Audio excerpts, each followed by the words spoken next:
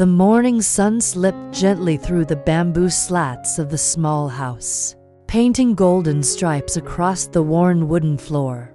It was still early, the kind of quiet hour when even the rooster seemed to crow more softly, as if the day itself wanted to begin tenderly. In the kitchen, the faint crackle of oil in the pan mixed with the clinking of chopsticks, filling the air with a warmth that felt almost sacred. Huyen stood by the stove, her hair tied loosely at the nape of her neck, her eyes intent as she flipped the golden layer of egg that sizzled in the iron pan. The smell of fried shallots rose with the steam, wrapping the little kitchen in a fragrance of home. At the small wooden table, Maya sat swinging her legs, her chin resting on her tiny hands, her gaze fixed on her mother with a smile that could melt the hardest heart. "Mom," she said, her voice light and curious, "yesterday I heard the hen clucking so loudly. I thought it was calling me to come play."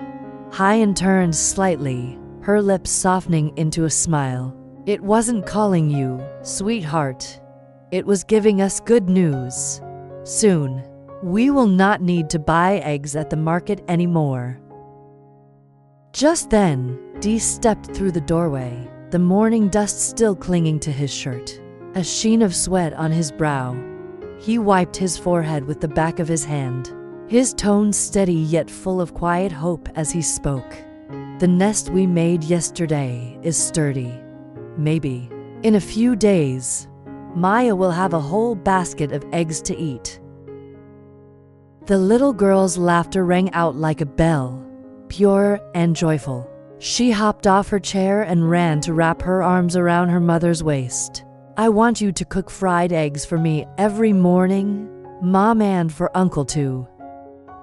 Her cheek pressed against Huyen's apron, and for a heartbeat, time seemed to pause. The sizzling of the pan, the warmth of the kitchen, and the closeness of three hearts under one roof blended into something whole. Huyen and Dee exchanged a glance, eyes softened by an unspoken understanding, as if, in that fleeting look, they shared both the weight of their past struggles and the fragile promise of tomorrow. Outside, the village was waking slowly. The breeze carried the scent of dew on the grass, and distant roosters echoed between bamboo fences. Inside, in that little kitchen, a simple miracle had taken root, the first gift from their hens, and the first taste of a dream that was finally beginning to grow. The sun had just climbed above the horizon, spilling soft light over the narrow village path. Wildflowers swayed gently in the morning breeze, their petals catching drops of dew like tiny crystals. The air was fresh, alive with the sound of cicadas and the distant calls of farmers already at work in the fields. Huyen walked slowly along the path, one hand holding Maya's small fingers, the other adjusting the strap of her simple cloth bag. Her eyes softened as she looked down at her daughter. Maya's school uniform was still a little too loose, the sleeves brushing against her thin wrists, the fabric shifting as she skipped along the dirt road. "Remember to listen to your teacher," Huyen murmured, her voice tender, "and don't run too much, or you'll fall." Maya pouted, her lips curving into a half smile as she looked up with bright eyes. "I know already, Mom. You worry too much, but promise you'll pick me up early." Huyen stopped, crouching so her face was level with her daughter's. With gentle fingers, she tucked a stray strand of hair behind Maya's ear and pressed a soft kiss onto her forehead. Her voice was quiet but steady, filled with both love and apology. "Uncle D will come for you this afternoon. I still need to sell the longan at the market," she whispered with a smile. "But tonight, I promise I'll make something delicious for you." Maya's eyes flickered with longing as she threw her arms around her mother's neck, hugging tightly. "I don't need anything fancy," she said, her voice muffled against Huyen's shoulder. I just want you and Uncle to come home soon. It's only fun when we're all together." The simple words, so pure and unguarded, sank deep into Huyen's chest. A quiet ache stirred within her, but so too did a warmth that steadied her heart. She held her daughter close for another moment before letting go. Maya's small figure ran through the school gate, her ponytail bouncing, her laughter trailing behind like a ribbon of gold in the sunlight.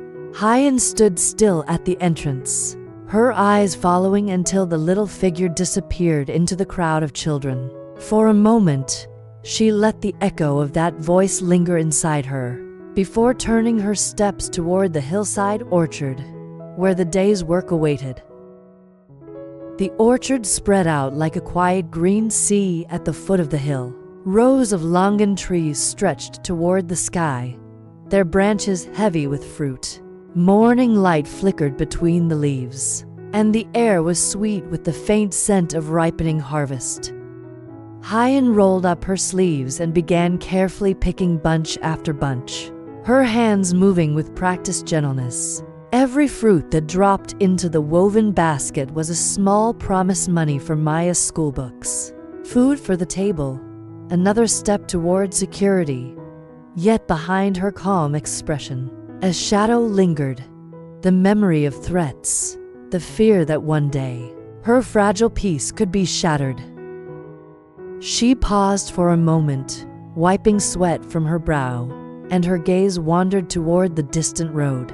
If only each day could remain this quiet, she thought, with nothing but the sound of cicadas and the rustle of leaves. Far away, in the bustle of town, Dee bent over his work at the construction site. The clang of iron rods, the grit of sand, and the shouts of workers filled the air. His clothes clung to his skin, damp with sweat, but his movements were steady and strong. To the other men, it was just another day of labor. To Dee, every brick he lifted, every wall he helped raise, carried more weight than stone. It was survival, hope, and duty woven together. With each strike of his hammer, he thought of Huyen and Maya. He pictured Maya's shy smile when he brought her sweets, Huyen's quiet gratitude when he returned late with tired hands but steady eyes.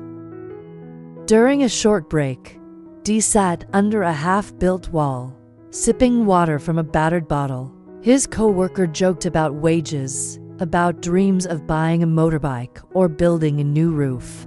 Dee smiled faintly but said nothing. For him, the dream was simpler and heavier. A home safe enough that Huyen could sleep without fear, a future bright enough that Maya could walk to school without worry. The midday sun grew harsh, but neither Huyen in the orchard nor Dee at the site slowed down. Their lives moved on to different paths, yet carried the same rhythm of endurance. Both hearts, though weary, beat for the same quiet wish, to protect the small world they had built together. And though they did not know it yet, this fragile peace would soon be tested by forces neither of them could ignore. The sun dipped behind the hills, painting the sky with strokes of gold and crimson. Smoke curled gently from the chimney of their small house, and the scent of stir-fried greens and fish broth drifted into the night air. Inside, the room glowed softly with the flicker of an oil lamp. Huyen stood by the stove, carefully stirring the pot, while Maya sat cross-legged on the floor, humming a tune as she arranged the fresh eggs in a bamboo basket. Her laughter rang like a silver bell, light and unburdened, filling the space with warmth. The door creaked open, and Dee stepped in, his shoulders slumped with exhaustion, dust clinging to his clothes. Yet when his eyes met the scene before him, Huyen in her simple grace, Maya with her bright smile, his fatigue seemed to melt away. "You're back," Huyen said softly, setting down the ladle. Her voice carried both relief and tenderness. Dee nodded, placing a small paper bag on the table. For Maya, he murmured. Inside were two sugar candies he had bought on his way home. A tiny luxury earned with the day's sweat. Maya's eyes lit up as she rushed forward, wrapping her little arms around his waist. "Thank you, Uncle D," she exclaimed, her joy too pure to measure. The three of them sat down on the mat, bowls of rice steaming before them. The first eggs from their hens, fried with a sprinkle of salt, took center stage. They ate slowly, savoring not just the food but the meaning behind it, a harvest born of patience, a victory carved from hardship. Between bites, Maya chattered about the orchard, about how she had helped her mother count the longans. Dee listened with quiet attention, a rare smile tugging at his lips. Huyen watched them, her heart swelling with a mix of gratitude and unspoken longing. In that simple meal, the weariness of the day was forgotten. They had no riches, no grand house, but they had something greater: the warmth of belonging, the promise of tomorrow, and the fragile yet unyielding bond of love. Outside, the night deepened, and the sound of crickets filled the silence. Inside, their small home glowed with a light that no darkness could dim. The house had grown quiet. Maya had fallen asleep on the mat, her small hands still clutching the empty candy wrapper like a treasure. Her breathing was steady, soft as a lullaby. Huyen sat by the doorway, gazing out into the night. The orchard shimmered faintly under the moonlight, leaves swaying in the breeze. Somewhere in the distance, a dog barked, and the river murmured like a restless voice. Dee stepped outside, carrying a wooden stool. He sat beside her, his back weary but his spirit strangely light. For a moment, neither spoke. They simply listened to the night, the chorus of frogs, the gentle rustle of grass, the rhythm of a countryside preparing for the flood season. Finally, Huyen broke the silence. "The hens laid eggs today," she whispered, as if afraid the words might vanish if spoken too loudly. Dee smiled faintly. "The first harvest of our farm," he said, his tone calm but filled with quiet pride. They both knew what it meant. It was not just food. It was proof that their efforts were not in vain, that life was slowly taking root again after years of storms, fear, and running. Yet the flood season loomed on the horizon. Huyen worried about the rising waters, about the dangers that could wash away all they had built. And in Dee's chest, another kind of fear stirred, one not of rivers or storms, but of the past, of shadows that might come searching again. Still, as they sat side by side under the moon, there was a kind of unspoken promise between them. Whatever storms awaited, whether from the sky above or the world behind, they would face them together. Inside, the hens clucked softly in their coop, as if blessing the night. And in that fragile moment, with the first eggs safely gathered, hope felt real enough to touch. The flood season had not yet arrived, but for Huyen, Dee, and little Maya, this night was already a harvest, a beginning carved out of love, resilience, and faith in tomorrow. The story of Huyen, Dee, and Maya reminds us that true wealth does not lie in riches or possessions, but in the simple acts of love, resilience, and togetherness. A basket of eggs, a bowl of rice, or a smile from a child may seem small, yet in times of hardship, they become symbols of survival and hope. Life often brings storms, whether in the form of floods, labor, or painful memories of the past. But when people stand side by side, sharing both burdens and joys, even the harshest season can be endured. Huyen's gentle strength, Dee's quiet sacrifice, and Maya's innocence show that happiness is not found in what we own, but in the bonds we nurture. Every effort, no matter how humble, can grow into a harvest when watered with patience and care. The first eggs from their hens were not just food.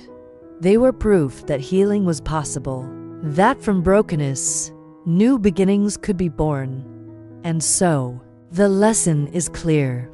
Cherish the small victories, protect the people you love, and trust that even in the face of storms, hope can take root and flourish.